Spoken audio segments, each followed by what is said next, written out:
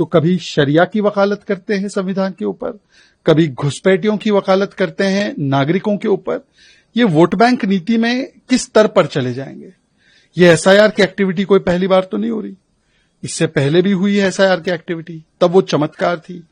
आज जब 80% enumeration form वापस आ चुके हैं, ये आज तक का डेटा दिखा रहा है, तो इसका मतलब बिहारी तो बढ़ चढ़कर, देखिए मीडिया रिपोर्ट्स के अनुसार जो अब ये एसआईआर की एक्सरसाइज चल रही है, उसमें पाया गया है कि जो पुरानी वोटर लिस्ट थी 2003 की, जिस समय पर महागठबंधन आरजेडी की सरकारें राज्य सरकार में थी, उस समय की वोटर लिस्ट में बहुत सारे विदेशी नागरिक, बांग्लादेश के, म्यांमार के, रोहिंग्या इत्यादि पाए गए हैं।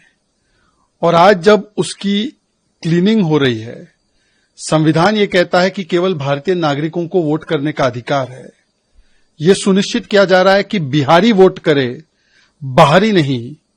तो आज उन तमाम फर्जी घुसपैठी वोटर्स के पक्ष में फिर से एक बार कांग्रेस, आरजेडी और ये तमाम पार्टियां आ चुकी है। मतलब कि वो नहीं चाहते कि बिहारियों को अधिकार मिले। वोट बैंक नीति के चलते वो संविधान नीति को दरकिनार करके घुसपैठियों को वोट दिलाना चाहते हैं। इसीलिए ये पूरी एसआईआर एक्सरसाइज का लगातार वो विरोध कर रहे थे। अब सच सामने निकल कर आ गया कि असलियत में मंशा क्या थी। वैसे इन पार्टियों का अगर चरित्र देखा जाए तो बूथ कैप्चरिंग, फेक वोटिंग, इसमें तो इनकी पीएचडी महारत पहले से थी। बाकी जगह 9वीं पास 9वीं फेल हो, इसमें पीएचडी कर रखी थी। और आज किस प्रकार से फिर से अवैध घुसपैठियों का वोट होना चाहिए, इसकी पैरवी करने के लिए सामने आए हैं। तो कभी शरिया की वकालत करते हैं संविधान के ऊपर, कभी घुसपैठियों की वकालत करते हैं नागरिकों के ऊपर। ये वोट बैंक नीति में किस स्तर पर चले जाएंगे? ये एसआईआर की एक्टिविटी कोई पहली बार तो नहीं हो रही, इससे पहले भी हुई है एसआईआर की एक्टिविटी, तब वो चमत्कार थी। आज जब 80% एन्यूमरेशन फॉर्म वापस आ चुके हैं, ये आज तक का डेटा दिखा रहा है, तो इसका मतलब बिहारी तो बढ़ चढ़कर इस इलेक्टोरल रोल की इंटेग्रिटी के लिए संविधान सम्मत वोटिंग हो, उसके लिए तत्पर है। पर बिहारी का अधिकार काटकर बाहरी को देने का यह दुस्साहस किस प्रकार से महागठबंधन कर रही है, इसका एक प्रमाण सामने आया है। As per the media reports, we have seen that the SIR exercise which is on, at that time the ECI BLOs have flagged that how there are many foreigners, foreign individuals, especially from Bangladesh, Myanmar and other parts, who are included in the 2003 voter list. This voter list was created at the time when there was a non-NDA government in Bihar. And now we are seeing suddenly when the integrity of the voter list is being ascertained by the Election Commission as per the Supreme Court and the constitutional mandate. Supreme Court has also not put a stay on this exercise. And Constitution says very clearly that citizens of India can vote. Nobody outsider can vote. Then instead of ensuring the rights of Bihari, the RJD Congress is championing the rights of Bahari.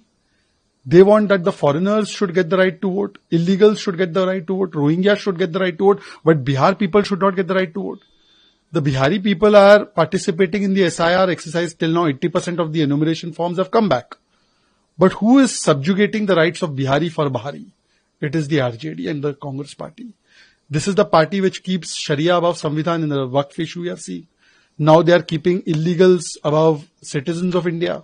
So why this vote bank niti is always above Samvidhan niti, especially by those who say we are championing the cause of Samvidhan, which says clearly that only citizens of this country can participate in the elections. They want that the citizens' rights of Bihar should be given to the aliens and illegals from Bahar.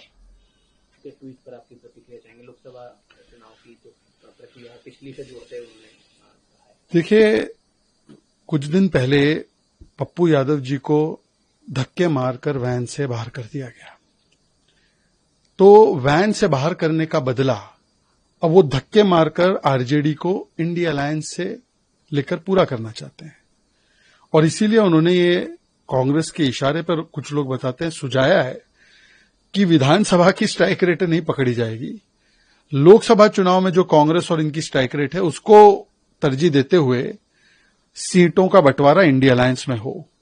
इसका मतलब कि जो तेजस्वी जी ने उनको van से धक्का दिलवाया था, कहते हैं लोग वहां के, तो वो तेजस्वी जी की पार्टी को धक्का देकर बाहर करना चाहते हैं, सीटें बहुत कम देना चाहते हैं और कांग्रेस के इशारे पे ही करते हैं। कांग्रेस के ही वो एक प्रकार से पप्पू यादव है, कांग्रेस उन्हीं को समर्थन भी देती है, उनसे समर्थन भी लेती है। तो कांग्रेस और पप्पू का रिश्ता बहुत अच्छे तरीके से लोगों को पता है।